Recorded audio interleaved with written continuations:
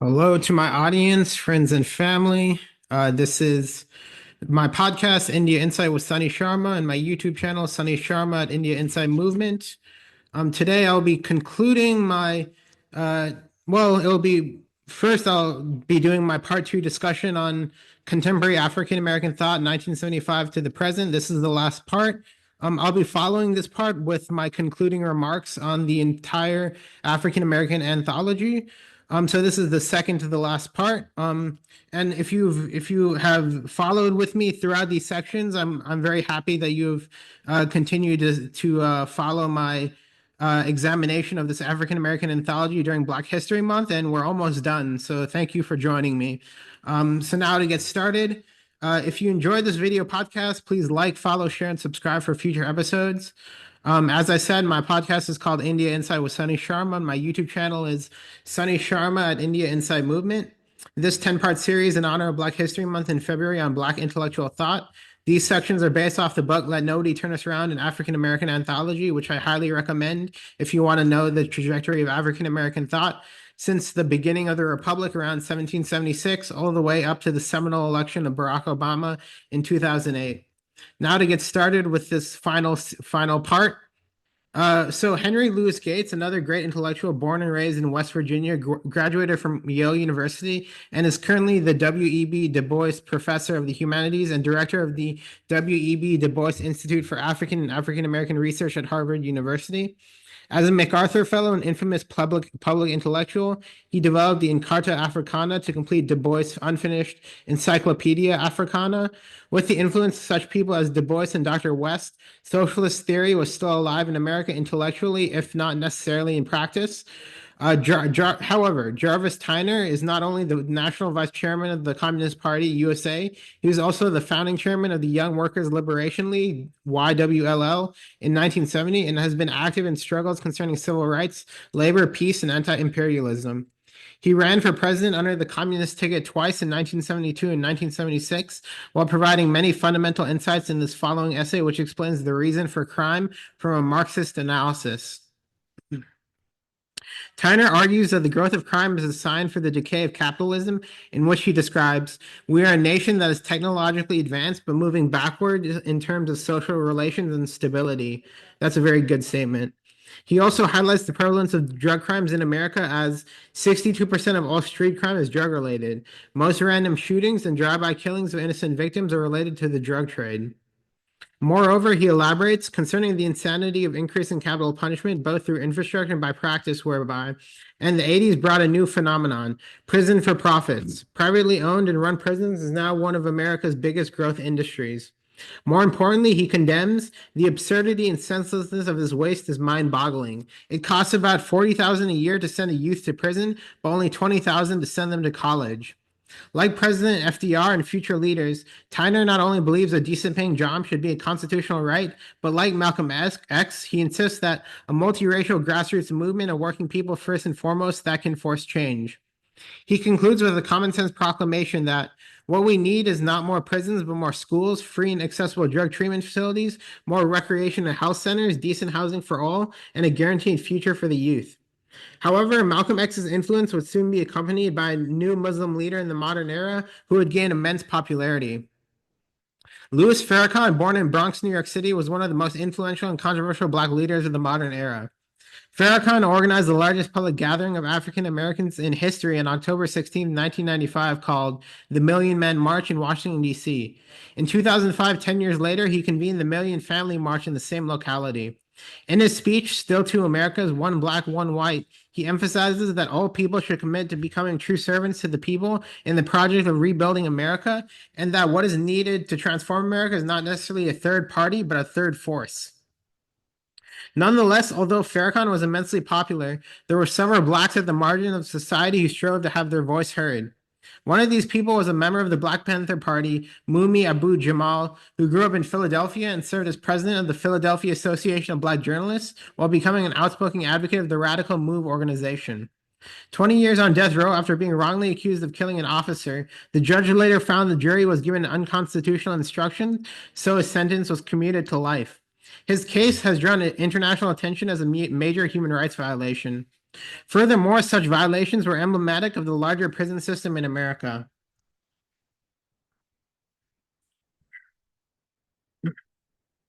A group of prisoners enrolled in a Master's of Professional Studies program in the infamous Sing Sing prison, 1998, provides selected excerpts from three essays highlighting many of the problems with the U.S. incarceration system, which, when by the end of the 20th century, 1 in 3 black males in their 20s were in prison.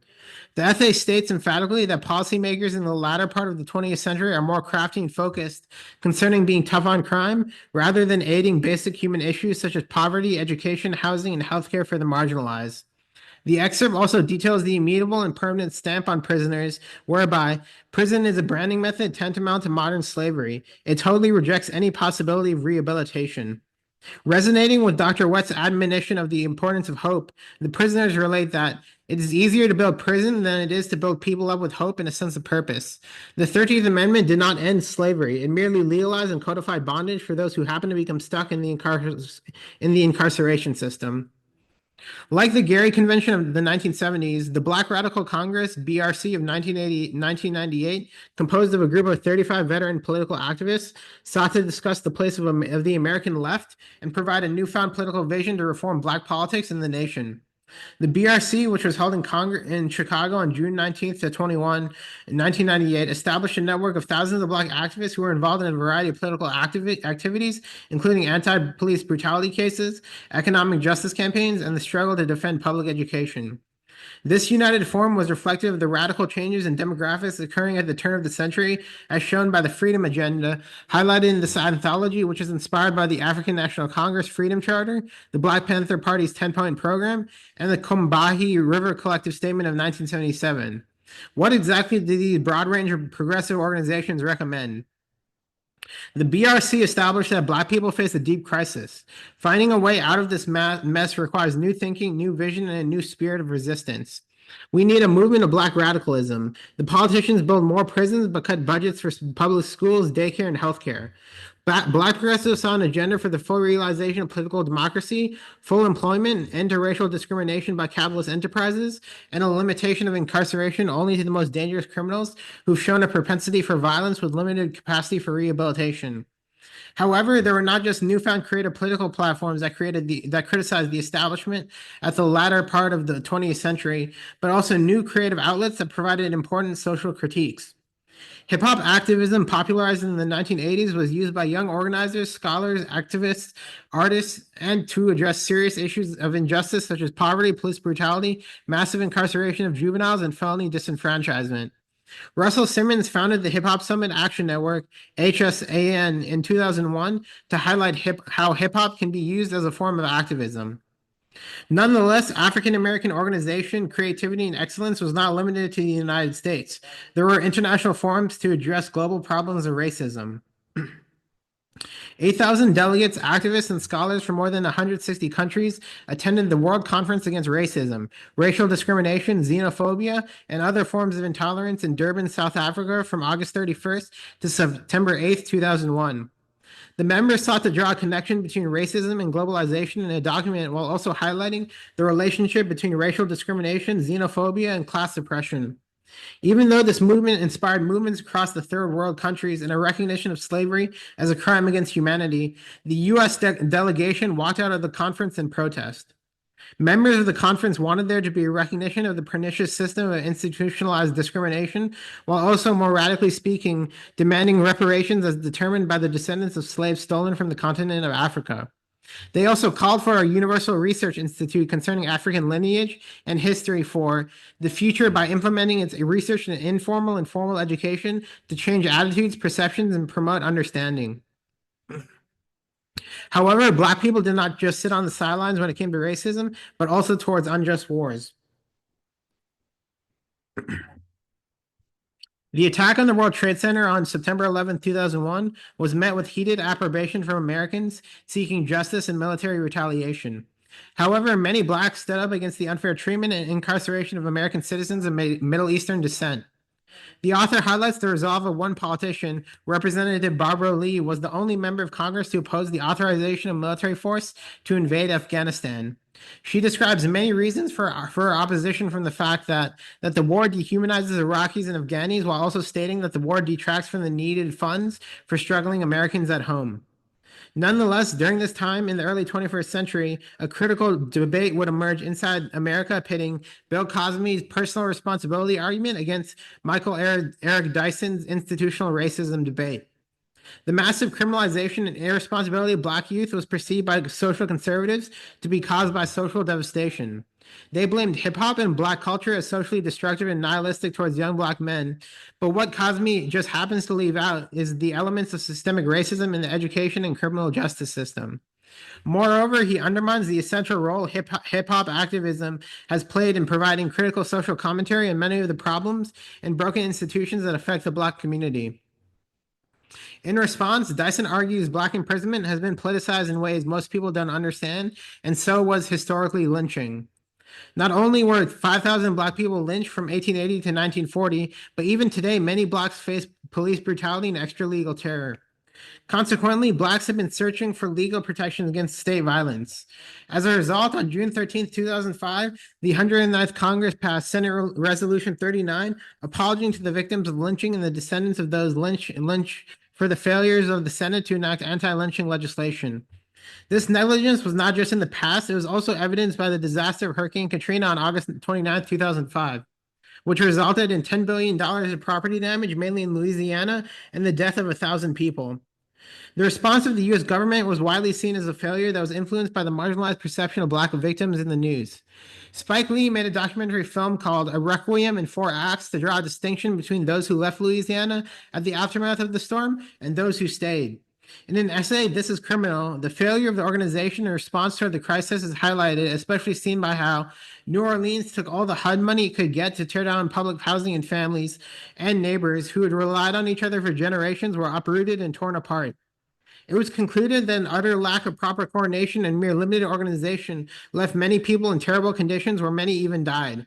In response to racism, a need for a new Black politic, and end to unnecessarily costly wars, and a calling for a more organized progressive social movement was the culmination of the rise of President Barack Obama in the imagination of Americans in 2004 at the Democratic National Convention in Boston, and his ascendancy to the presidency in 2008. Now, before I begin, just to end the series, I do a 5 to 6 page discussion on the examination of the impact and legacy of Barack Obama. I just want to kind of summarize some of the points I discussed in this part 2 discussion on contemporary Black American thought from 1975 to the present. So what we see characterized of this period is a large opposition to the prison system, which many people said took people away from the fundamental issues of housing, healthcare, and education, specifically public education for the Black community. And there also was a wider expansion of educational opportunities for Black people, as there was an explosion in the Black middle class in the 1980s and onwards. And there was an effort to get rid of the Eurocentric education and to re-centralize more African education, which is not just evidenced at the World Forum Against Racial Discrimination in South Africa. It was evidenced also in America through efforts to make research institutes to discuss the lineage of African Americans and their history of racism. And this era is also, as characterized before, characterized by Black electoral politics and a need for a new Black politic, which is emblematic of the legacy of President Obama, who I will discuss now. So to begin my discussion on the legacy of President Obama, many who thinks in hindsight his legacy will depend upon the future trajectory of the nation, because still it's only been 8 years since he has been president. We'll see how the nation will progress. But now, just to begin my examination of his legacy, President Obama became educated and involved in politics during the 1980s Rainbow Coalition movements, led by such Black icons as Reverend Jesse Jackson, who ran for president twice, once in 1984 and secondly in 1988, and the movement which elected the first Black mayor of Chicago, Harold Washington, in 1983. Unlike these figures, President Obama was able to successfully gain the endorsement of a much larger cohort of people. As the authors of the anthology note, Obama was a liberal progressive, but his style downplayed race and emphasized consensus issues that brought people together regardless of color, class, or gender.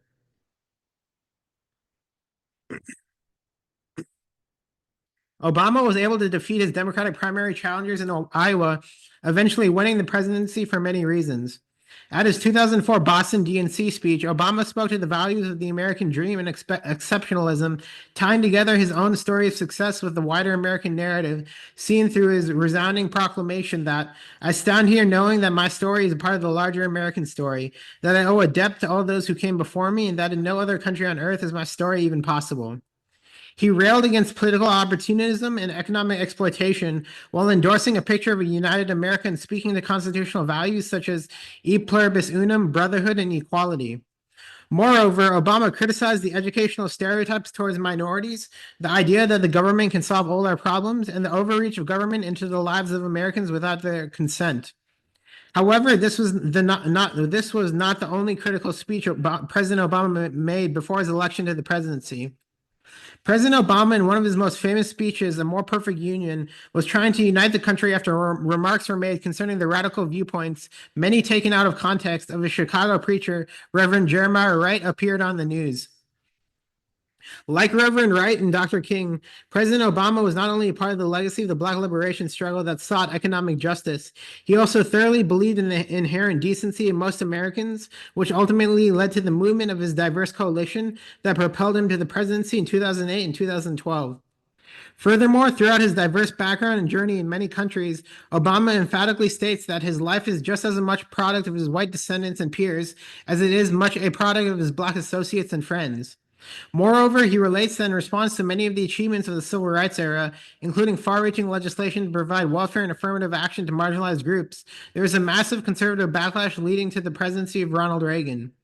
Overall, Obama was trying to provide a conciliatory note to unite the American people that despite the ebbs and flows of America's troublesome history, we are all Americans and we are all in it together, whether we are Democrats or Republicans.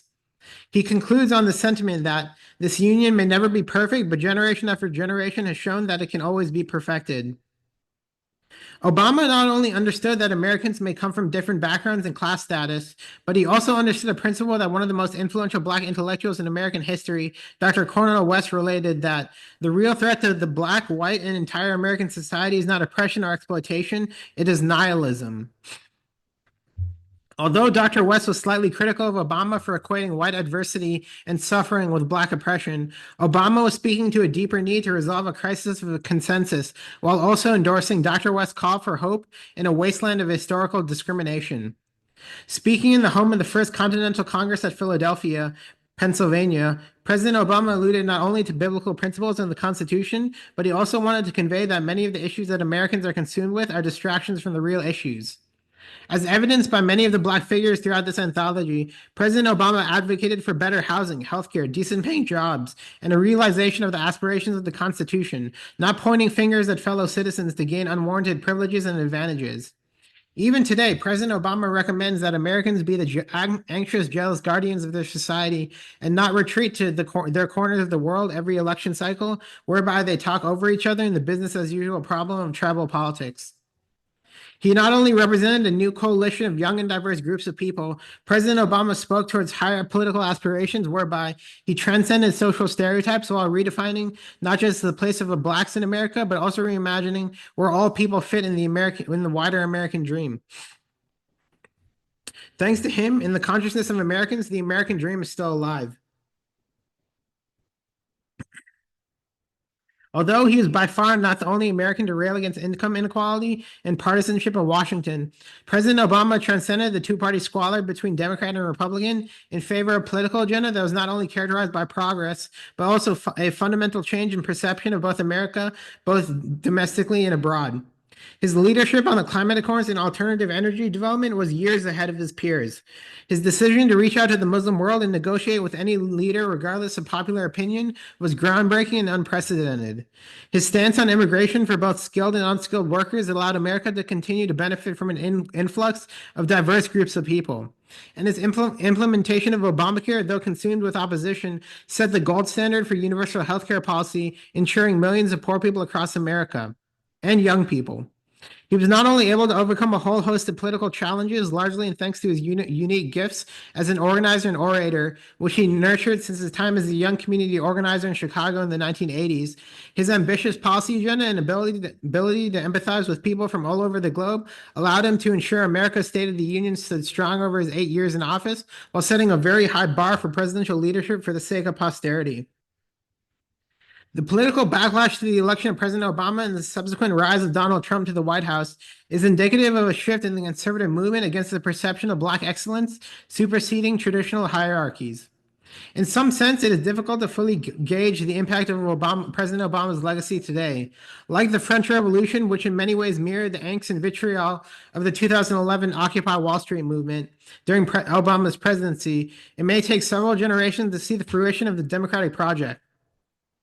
Today, capitalism is taking precedent around the world over the limited outlook and impractical application of socialist theory as a nationalist project. We must remember that President Obama, like he said at the 2004 Democratic National Convention in Boston, is a part of the wider American narrative, a story of meritocratic success that in a country as diverse and rooted in historical capitalist exploitation is astounding and triumphant. At the end of the day, what the history books will say will be largely determined by the course of American progress that President Obama so eloquently outlined during his presidency. Will we retreat to our tribalistic communal corners, or will we unite the left to provide a resistance that is not just substantive, but provides meaning and hope to the next generation? As President Obama relates, most young people of the next generation are filled with not just the ability to grasp not what is, but what ought to be. In doing so, they are also exercising and expressing a great degree of purpose. The civil rights generation that boasted intellectual and human rights advocates like Malcolm X were certainly radical and grew closer to the ideals of the beloved community, just like Dr. King grew closer to Malcolm. But what is evident, even without saying, is that the civil rights movement was very radical. It must be noted that nonviolent civil disobedience was active, not passive, but also that the icons of that era, like John Lewis and Bayard Rustin, were not just embedded in the struggle that not only produced the grassroots movement that forced change from the bottom in the halls of Washington, they were incredibly radical as well. Unfortunately, many people who write the history books say otherwise. Similarly, how we view President Obama will in many ways depend upon the historians. His political agenda to reform America was one of the most progressive and radical of any president in modern history. Either we will applaud this agenda, criticize the characterization of radicalness and transformation, or dismiss it as being ineffective. How we perceive President Obama in large part will be based upon how the next generation carries forth his agenda to transform the country, which for one man's opinion is in deep need of transformation. It begs the question, finally, why does America need to transform? Segregation may not be law, but our cities are deeply divided.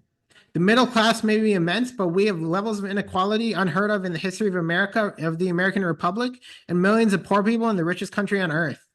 Millions of students are receiving higher degrees, but they are enamored with thousands of dollars of debt. We have universal healthcare, but we have a health system based upon immensely costly curative procedures rather than soundly minded preventive methods. We have a prison system that locks up millions of poor people without any means of rehabilitation. How one perceives transforming America is in large part due to their worldview. One could see transformation as deeply troublesome, especially the rich who continue to benefit from the business as usual tax system, while others, such as the poor, view it as a necessity to improve their condition. When President Obama was speaking of transformation, he was speaking from his experience around the world. In Kenya and Indonesia, he saw working class poor work for small allowances where they were barely getting by. In Chicago, he organized deeply segregated communities to petition for their rights against local government officials. And through his travels around the world, he viewed political systems, especially in the developed world, that although not as big and diverse as America, worked much more effectively in delivering necessities and rights to their people.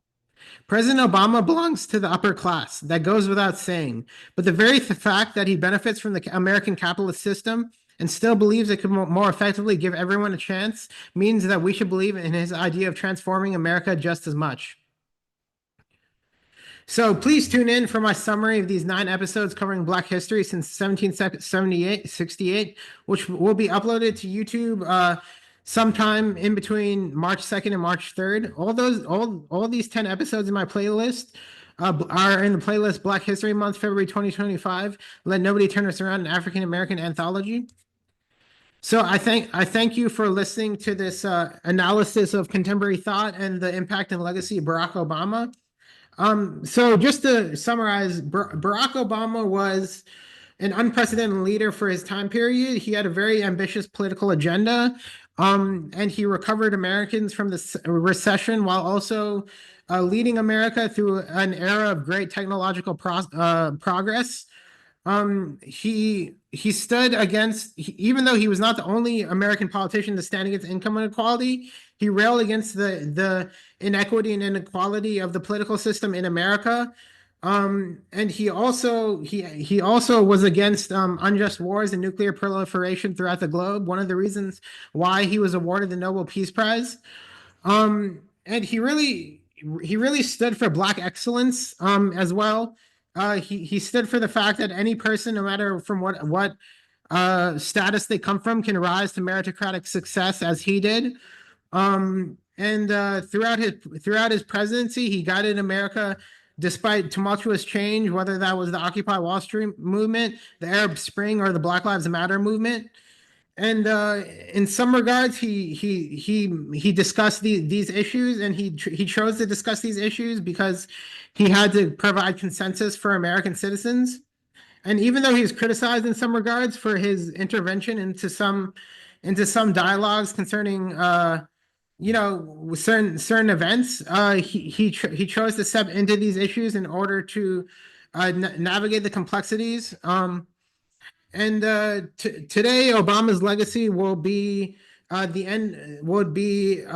of providing peace to the American world by ending the Iraq War, ending Iran's nuclear program, and basically striving towards peace and not intervening into too much of the Middle East, as he decided to not intervene into Syria. So I thank you for listening, and I hope you can join me with my concluding remarks, which will discuss the legacy of Black intellectual thought through the book "Let Nobody Turn Us Around." Okay, thank you.